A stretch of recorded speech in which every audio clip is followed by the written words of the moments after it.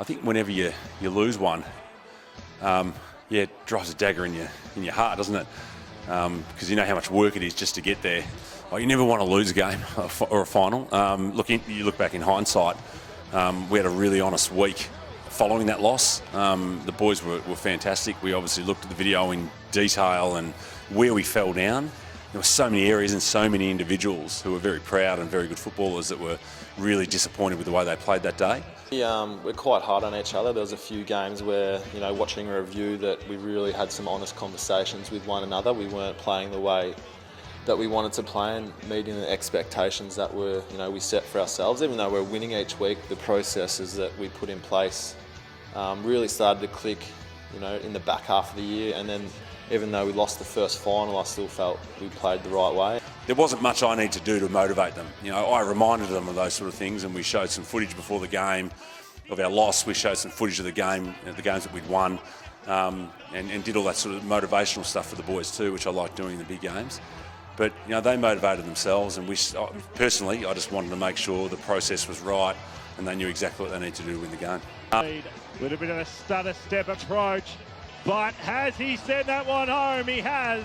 And Balwyn have their second of the afternoon with just 4 minutes gone in this first term. The Tigers are 2 straight 12. Norwood yet to score. This is AFL game day, all thanks to the pancake. Yeah, I think getting off to a fast start in a grand final is crucial. Getting that confidence behind you and getting that momentum and belief through the group. If you can kick a few goals early and nullify them, you're off to a flying start. And I think they struggled to score, especially in the first half. Our team defence all across the ground was really good, and I think that first 15 minutes and at quarter time, we thought we were a really good chance and just continued it on the rest of the game. Premiership medallion, he'll go for the banana kick and he'll put it straight over the goal umpire's head. That's his first goal of the afternoon. Balwyn have kicked 3 straight on the Bendigo Bank scoreboard. Their lead is 17 points at the 13-minute mark of the first term. Yeah, definitely. I think late in the second quarter, there was one of the Norwood boys had a shot from about 15 or 20 metres out, I think, just a slight angle, and he missed that goal, which we thought he would kick, and I suppose that gave everyone, all us boys, a bit more confidence, that if they had kicked a goal by half time, there would have been belief for them, but they missed it, and, to go in at half time without them kicking a goal, I think, we knew that if we had a good third quarter and we, kicked 4 or 5 to their 1 or 2, then we probably were going to win the game. So look, we knew at half time that we'd done what we'd planned to do, and that was, shut down some good players, but continue to be attacking, continue to be flair, to show some flair, continue to move the football on at all costs, and finish in front of goal. We finished bloody well. We kicked some really good goals, and on any other weekend, Shane Tregear doesn't kick that snap from the pocket. Rennie Gilchrist doesn't kick his from the boundary line. Brendan Goss doesn't kick his from the boundary line, but they all were goals, and sometimes, the stars align and you get that bit of a break on an opposition. But again, half-time was more process. Didn't even think about the scoreboard. It was process, and we'll do it again this third quarter, because if you can do it again, that does give you a lead where hopefully you can hold on. Blake Broadhurst missing a sitter, I think would have been the first goal of the second half, and the goal square, and I was just like, how can you miss that? But of course, because the grand final, you're right, every single kick, and again, knowing Norwood and how good they've been and how good they are and how well they're coached and drilled, you miss an opportunity, they go and kick the next goal. Yeah, that's what I was thinking all the time, and that's why I'm always so bloody tense on the sideline. Blake Broadhurst plays on. Ball would draw first blood in the second half. No, he's missed. With a point. With a point. Jeez. Balwyn 6-5-41. How he missed that, I'm not sure. He was in the goal square, wasn't he? I don't know. Norwood 2 behind, 2 points. Up towards. It's really important for us to just be in the present moment. As soon as you start thinking about the result or what's going to happen after the game, that's when other sides can jump you. So we're just really focused on our process. They've had 8 individual goal kickers, the Balwyn Football Club. 7 minutes gone in the third term. Mason dominant in the ruck at the moment. That man, Sean Gross, gets it inside forward 50. Great mark taken. Jeez. Fantastic work there from Jeff Goebbels. Since I came to the club, I always sort of tried to pride myself on playing well in the bigger games and against the better teams. So that's one thing I really strive to do when I go out and play. Isolated so well, haven't they? They isolate beautifully then, and they did it again. Umpire Dan Beard has marked the mark at about 49.5 metres. Jeff Goebbels for the 9th on the board, and to almost put one hand on the cup for the Balwyn Football Club. Takes the time on the approach, stutter step, now sends it on its way. This one's going to go long, high, and straight through. Jeff Goebbels stand up once again on grand final day. He has 2 for the afternoon. His side have 9, and they're 9-5-59. Norwood are 2 behinds, 2 points. 9 minutes gone here in the 3rd term of the EFL Division 1 Grand Final. Dispossessed of the football. Murray came charging through the pack. A loose ball's created. O'Regan, little snap around the body. Now Roach might get the advantage here. He takes the football. He has a bounce. He's already kicked 1. He'd love 2, and he puts it straight through the middle.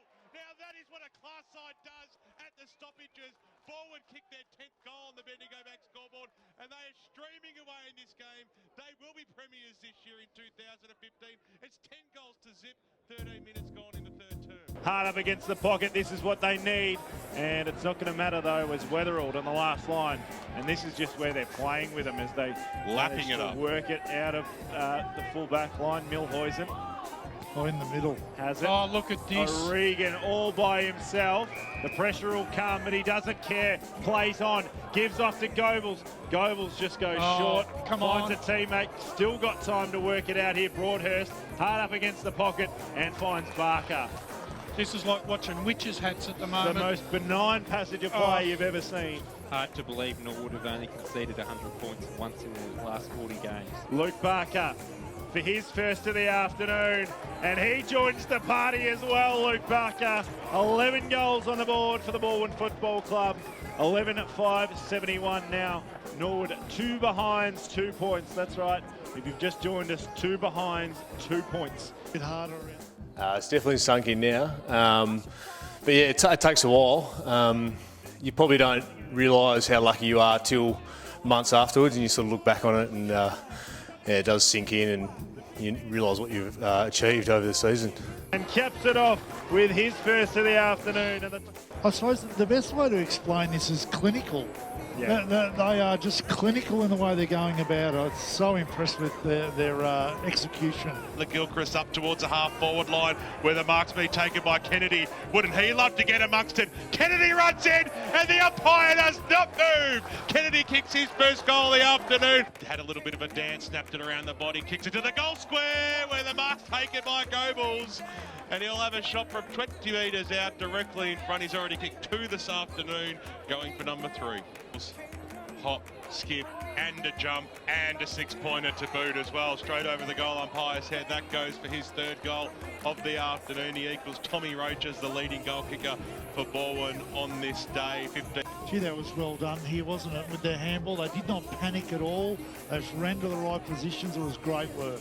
Dangerous here, chopped off there by Taylor Gill. Yeah, it is. It was definitely. I like kicking a goal. I play in the back pocket, but I still sneak down every now and then to get on the end of one. And actually, the reason I was starting to run to the crowd, I had a lot of my old footy mates from Eltham where I used to play. There was about 20 of them standing in the pocket there, in the Norwood pocket. I don't know whether they chose to sit there on purpose or not, but I was actually going to run to them to kind of, celebrate and get around myself a bit. But as I started running, I was running the wrong way. So I kind of kept going, and luckily I saw Mick Smith, one of the Balwyn blokes, is sitting there. So I just ran up and gave him a big hug and kind of, let the Norwood folks know that, it was kind of game over. But, they're pretty good on the tongue from the other side of the fence. So I thought I might as well get something back while I can. This one's going to sit in the minds of Norwood faithful for a long, long time as Bate tries to clear out. And Pendlebury like a rock, but premiers and redemption for the Balwyn Football Club in 2015, and they did it in emphatic fashion. Balwyn 21 goals 12, 138 premiers in season 2015 over the Norwood Football Club, 4-3-27. As dominant a display as you will ever see in a grand final. Premiership coach Dan Donati. Dan, 3 premierships in 4 years. You must be getting used to premiership success now. Oh, but you're getting used to it, boys. You never get used to this stuff. This is unbelievable. I was just so stoked. I think what the people saw today was the best local football side in this state, mate. We were primed for today. We had a great season, and gee, we showed it. We were great. Yeah, look, everything clicked on the day. Again, like I said, emotion gets a bit every sometimes after games, and it was a very, very emotional fortnight for our footy club, to be honest with you. So, look, I said some things, that sort of stuff you don't really need to say, but you did. We played a great game, and look, I think Nord were off a little bit as well, which probably contributed to the way we played. But when things click for you, and on the biggest stage with everyone watching, yeah, it clicks, and it at times look beautiful, and you can sit back and go, geez, we're playing well. So credit to the boys, they put in their best performance on the biggest day. I guess in a grand final of all games, you're probably never really confident until late in the fourth. I mean, probably halfway through the fourth, I probably thought, I thought we were going to win the game. But before then, my mind wasn't thinking that at all, because you hear so many horror stories of guys being up by 10 goals in grand finals and losing by a point. So, you never really take your foot off the pedal. In that game, especially in grand finals, because you never know what can happen, So, yeah, mate, it was a bit of a fairy tale. What are the odds of Budgie playing his 150th game in a grand final? Like, that's one. And yeah, the year before we had a lot of injuries, and Critter and Millie both going down in the first quarter of a grand final is not ideal. But yeah, the way it came together was great, and credit to the boys. And it was a tough year last year. Externally, a lot of people wouldn't know how hard it was. People look outside in, they think, oh, we got it easy, etc. But, it was a tough year, and the guys inside the club know why. And so for us to finish off with the grand final was amazing, yeah.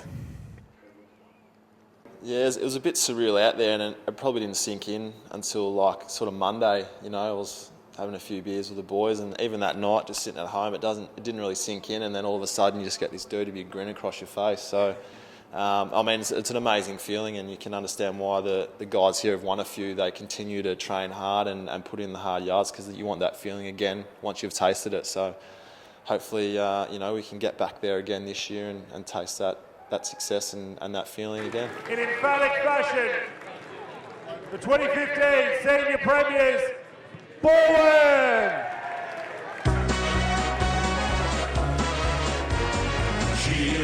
Cheer the yellow and black.